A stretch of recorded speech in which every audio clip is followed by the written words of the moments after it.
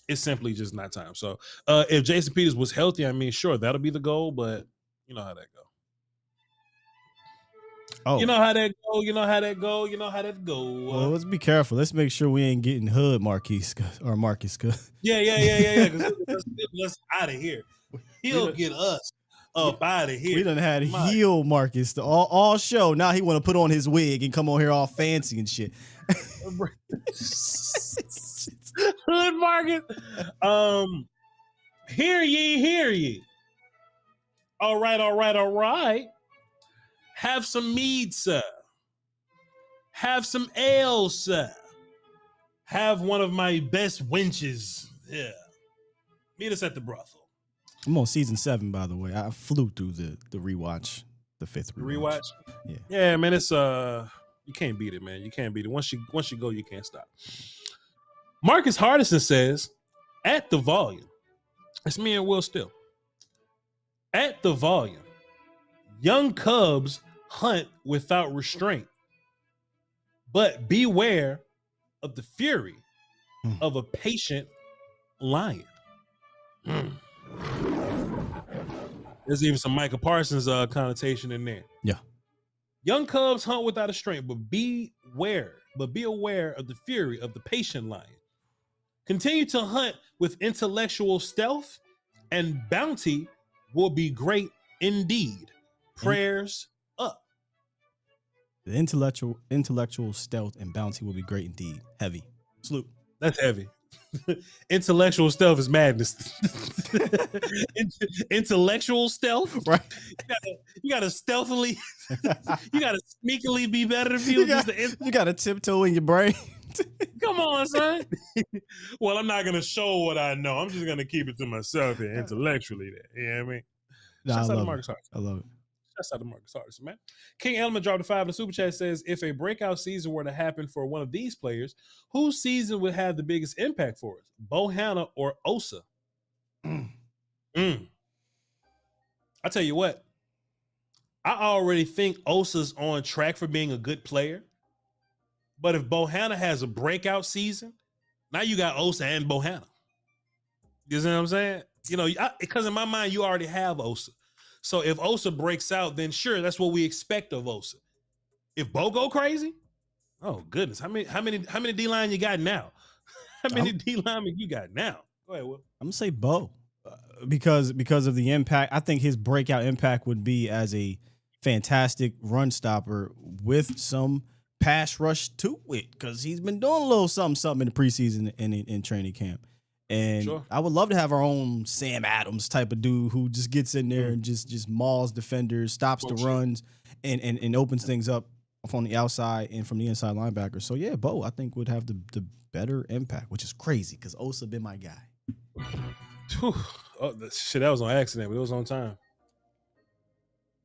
Chris Hartaflex says, hey, Voch, is Nashon, not Nashon. Okay. And he says, does he get to suit up this week? I don't think so. The fifth corner? I don't think so. Sixth corner? That's interesting. I have to go back and look because he played special teams last year. I think Izzy suit up before him. Honestly, I think Izzy just pushes him down one more spot. Possibly. Yeah, we'll see. It's definitely going to be interesting to see the active roster, the guys that are going to be sitting. You know, it's definitely going to be interesting to see who those guys are. I think Sam Williams going to be in that group, not because Sam bad or anything like that. It's just like 5 other ends. I think Sam going to be a guy that's out. Yeah, bro, that's nothing light what you're saying. What you're basically saying is that means we're stacked at defensive end, basically. Yeah, go ahead. No, that means provided injury, Sam Williams is a disappointment as a rookie in the offseason as a second round pick. I don't think so. I just think I don't think so. I think having Sam, right? Because look, I think Sam is definitely a future pick. I'm not one of these guys that'll go, oh, just because we draft somebody at this spot, they gotta play XYZ number. Yes, they do. I don't think that's the case. Okay, so cool. Do you think Sam? Okay, let's just kind of run down the list. Will Steele, DeMarcus Lawrence, Dorrance Armstrong, Dante Fowler, That ain't even the point. The point ain't about that. The point is, if provided health, you mean to tell me, if Sam Williams was inactive for 17 games, you are okay with that? I think we got 5 defensive ends that can play in front of him. I think we got 5 guys that can play. For a draft and develop dude, that is a wild statement to me. I don't think Sam sitting out is stopping us from developing him. I just believe in what Fowler what the hell he doing, bro? I just believe. Okay, so let me ask you this: so on game day, do we carry 5 defensive ends? You better find a way to make sure that Sam Williams is on that active, whatever the hell you want to call it, special teams, sub packages. I don't give a damn. But my second round pick can't be inactive for 17 games. No, sir, Bobski, not healthy. No, sir, Bobski. There's a problem. Because the last time that happened, you know what his name was? Tristan Hill. I think Sam's a better player than him. So then put him on the field, right? If you would have drafted a defensive tackle in the second round and he doesn't play, do you think that's a failure? I don't give a damn if it's a kicker. Just wrong. I don't care. If I'm taking anything outside of maybe a quarterback, right? That's pretty much it because your quarterback is a quarterback. I need that second round pick to play. I got to. Do you think Sam has had a better camp than Basham?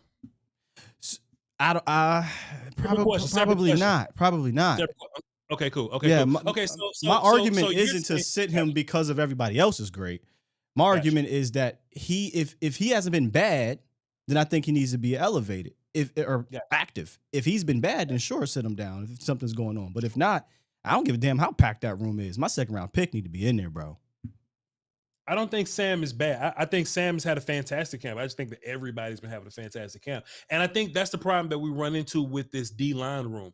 Because, look, we know Ridgeway not going to be playing. But is that because he's a 7th round pick? Yeah, we're talking about the pick 185. I'm talking about pick 56. So if Sam Williams gets 10 reps a game, you're fine with that? As long as he's on the field doing something? Yeah. As long as he's on the field doing that something. Is developing Sam Williams. I don't think you can draft and develop your second round pick by being on the sidelines for 17 weeks and at practice. Because remember, this ain't camp no more. They ramping up for the season. So that is interesting to know. And I will come back here and if he is, off the 46, and I will, give you your flowers on that. But that one would be a shocker to me. I'm just letting you know that in advance. If you foresee that is amazing foresight. But in advance, I have a hard time looking at Sam as a guy that's not suiting up. Big shocker. I think that.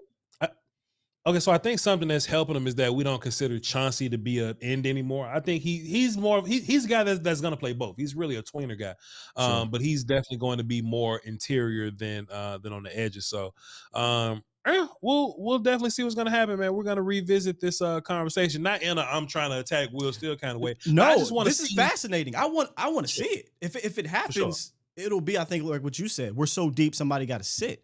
And then my thing would be, damn it, you sit in your second round pick. It's a fascinating situation. I didn't think about till you said it. Because look, I'm just kind of looking at the depth chart right now, just looking at the roster up and down. Who do you sit? Right? I'm just looking at the backside of it. Nashawn Wright looks like a guy that he's going to have to sit. Is Marquise Bell a guy that you got to sit? I would sit him over before I sit Sam. Especially when you rotate your front seven the way that Dan likes to do, right? Like Dan likes to get all these dudes involved. And I don't think you're going to rotate 4 or 5 safeties all game. Maybe 3, but 4 or 5, I don't see that as a possibility. The 7 is going to be interesting. We know Gallup is 1. That's easy. Gallup's got to be 1. Dennis Houston, maybe? I would sit Dennis before I sit Sam. Who you think has a better chance to make a bigger impact, Dennis or Sam? I think Sam makes a bigger impact than Dennis. I agree. I think Sam's a better player than Dennis. Ridgeway probably be a guy that sits. That's 5. I don't think we sit Hendershot because you need the extra. No. You gotta have all 3 of those. Did you already get Nashawn or McQuamu or Bell, one of those dudes? Maybe 2 of them. I don't think we can sit Izzy. I don't think we can sit Izzy. I got Nashawn. Nashawn's out right now, but I got us keeping Izzy. But then Bell has to sit down there. Gifford. There you go. I mean, Fuck Gifford. Listen, bro. I'm not. Yeah. All those players you just said, I'd rather Sam rush 10 times. Get that experience, and we know he got the athletic ability. It just take 1 or 2 plays. I think he can make a bigger impact than Gifford or McQuamu. Or I'm not coming at those guys, but they're not going to be on the field. Whereas the rotation for Sam, fascinating discussion. I'm interested to see what happens. We're definitely going to see. Did we ever bring up any quarterbacks from the practice squad? I think there will be a call up thingy. That thing is happening. I talked to what's the name? That's going to happen. It's going to be one of those. Hey, we got an automatic call up. This is one of your 3, and I think it'll be Cooper Rush. So then one of them dudes are going to have to make the team. Somebody's going to have to not. So who leaves when the court? Oh God, we got a conversation. We got so much to talk about. But we'll cross that bridge whenever we can. Look, we thought the 53 was tough. The 46 is the real problem. 46 a bitch because I want to keep all of them. You can't sit Basham at all. You know, Basham got to play for you. You got to sit Kelvin then, right? You get Kelvin up out of here. Kelvin ain't doing shit, but he's your backup. He can't go in with 4 corners, right? You want to go at least 5. Kelvin's your 4th guy. So I think with Izzy, and this is my last one for the wrap up. I think you can probably keep Izzy over Kelvin because Izzy does the safety and corner thing. Yeah, the safety and cornerback thing, where Kelvin only just plays corner. You know what's hilarious about that? I'm sitting here bitching about getting your 2nd round pick out there, and we talking about sitting the 2nd round pick in Kelvin Joseph just the year before. Let me tell you something. That's wild. Let me tell you something. J Tuck say we can't draft, but you got some 7th round picks on this goddamn team that's making shit weird, man. Yeah. Bo Hanna was first on the goddamn depth chart. Like, we got to talk about this, bro. You got some day 3 guys that's gonna play for you. Yeah. And I don't think they playing for you out of desperation. I think they playing for you because them motherfuckers they playing. So hey, it's what it is. But hey, look, that's a good problem to have at the end of the day. I would rather struggle to get 46 together than to have an obvious 46. Hey, look, we ain't got but 46 good players, so these the ones. You know what I mean? So good problem to have. Listen, chat, we appreciate y'all for tuning in for another episode of Voch Lombardi Live. That was a fantastic discussion towards the end. I might clip that and put it on the Voch channel as a clip or whatever. We'll see. We'll cross the road whenever we get there. But appreciate y'all. Be sure to hit the like and the subscribe button on the way out. That's our virtual currency. That's the only way the volume know that we're killing it because we are. Y'all follow me on all my social medias, Voch Lombardi, VOCHLOMBARDI, and my non-football platform, twitch.tv/Voch Lombardi. We're going to get busy on that real soon. We'll still plug your stuff, sir. Ask Skywalker still on Twitter, and then every morning I just see behind here A to Z Sports Dallas, 8:30ish. We talking Cowboys. All right. Hey, we appreciate y'all for tuning in. Love you to pieces tomorrow. And I ain't even guaranteeing this because, we'll see what the interview is like. But we'll look at that Richard Sherman and Mike Evans talk that they did as far as Cowboys-Bucs go. And if we don't have anything to react from, then we'll just kind of get some predictions from y'all and wing the show as we go. All right? Y'all hold it down for the Doski Wilson, the Peasky Weesky. We love y'all to pieces, man. Volume. Got it right this time. Beats Planet.